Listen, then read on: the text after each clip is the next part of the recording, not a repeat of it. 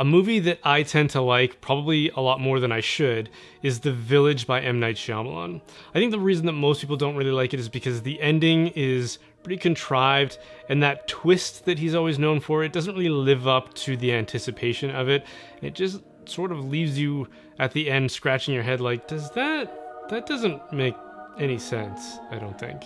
I think the reason that I love that movie so much is because if you take away the gimmick and the twist and the monsters, you're left with this beautiful depiction of a community, and I love just the village itself. I love this way of life that they've developed and this culture and this harmony that they've developed. I love the way that they treat each other, the way that they are there for each other, the way that they celebrate together and they mourn together, and that their movements are that of a true community whose fates are joined together. Now, before I go on, if you haven't seen that movie and you are interested in seeing it, there are going to be spoilers in this video. This video isn't about that movie, but I should probably mention there's going to be some spoilers.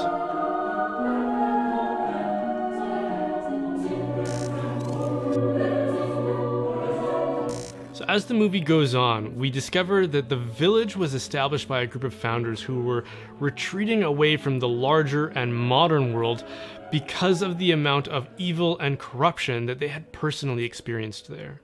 So a bunch of them get together and they move to a remote nature reserve in the hopes of establishing a peaceful, harmonious, and loving community that is immune to the evils that had harassed them in their previous lives. Something that always struck me as a bit curious about that premise was, how did the elders and founders decide on a set of ethics that would inspire their legal and moral code?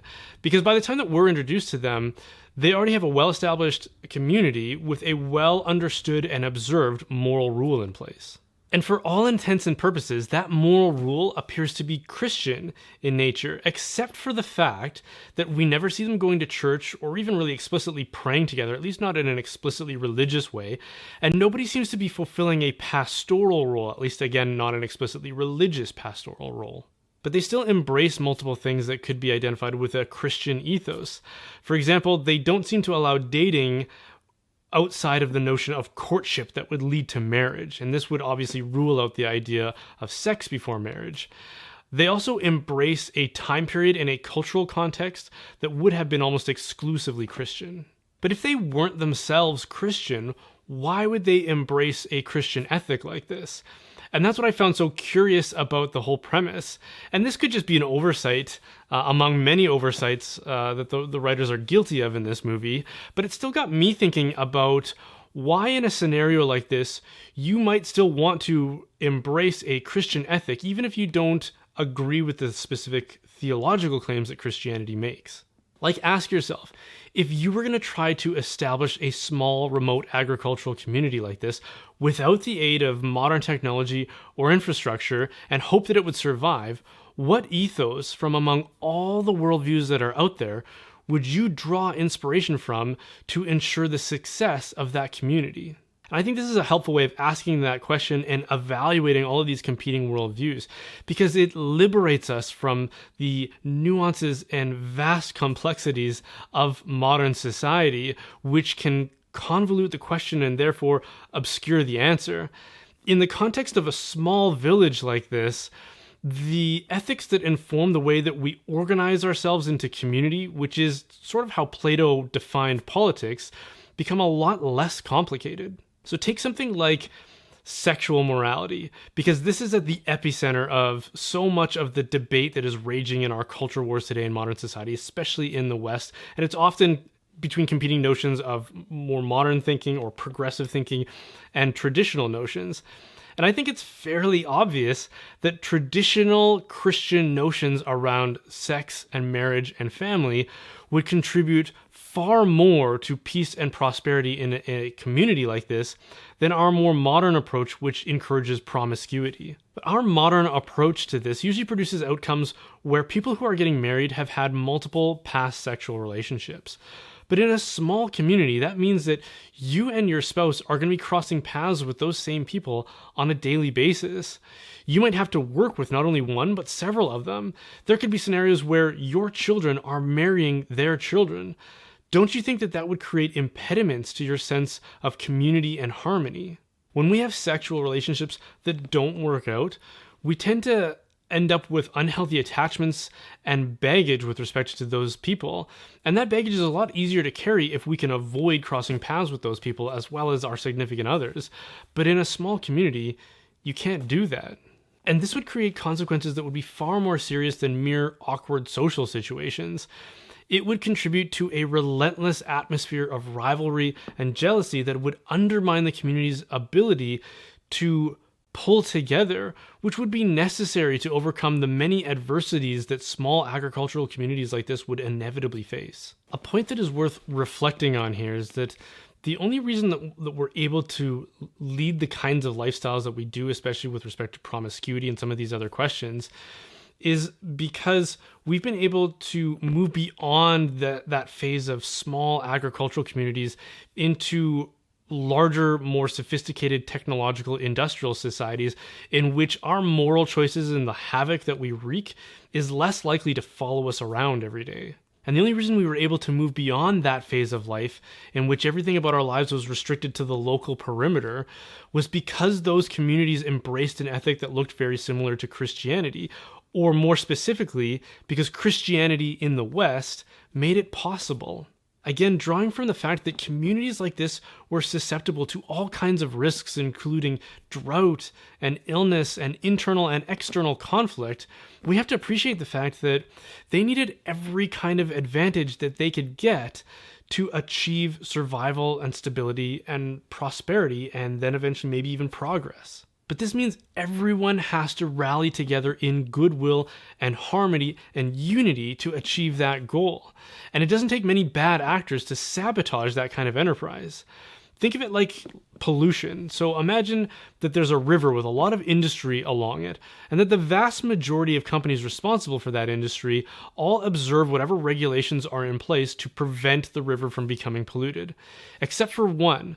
One of them completely skirts those regulations and disregards them and pollutes and dumps as much as they want in the river. Well, that's all it would take for it to become completely contaminated. Now, in a small community, in the exact same way, it doesn't take many bad actors to disrupt their ability to achieve stability.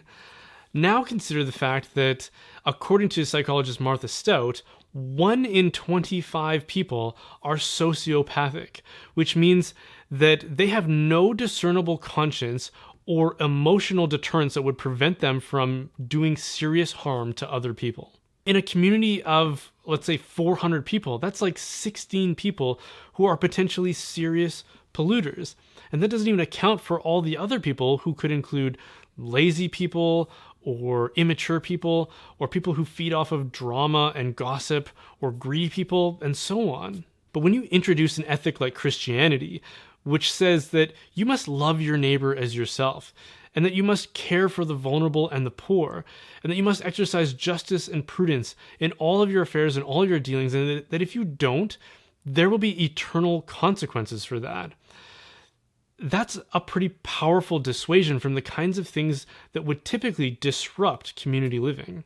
And if you don't think that's true, take a look at somebody like writer and speaker David Wood, who, after almost beating his father to death, went to prison and was diagnosed as a sociopath.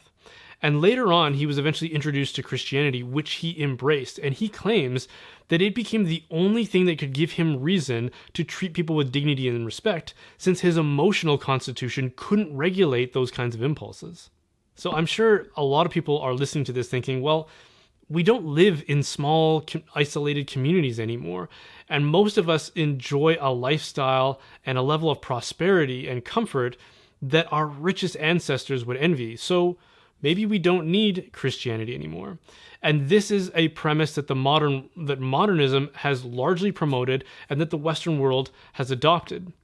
The problem with this, though, is that it's like cutting off the branch that you're sitting on. Donald Kingsbury said something like, "Tradition is a set of solutions to forgotten problems, and that if you throw away the solutions, the problems come back." The modern experiment that we're currently living in has largely been one in which we've been relentlessly discarding solutions to forgotten problems. And there's a lot a person could point to suggest that it's not working out so well, especially insofar as the intent to build harmonious community is concerned. And if you're a progressively minded person, you could look at the current levels of prosperity that most of us enjoy as the result of a sequence of progress.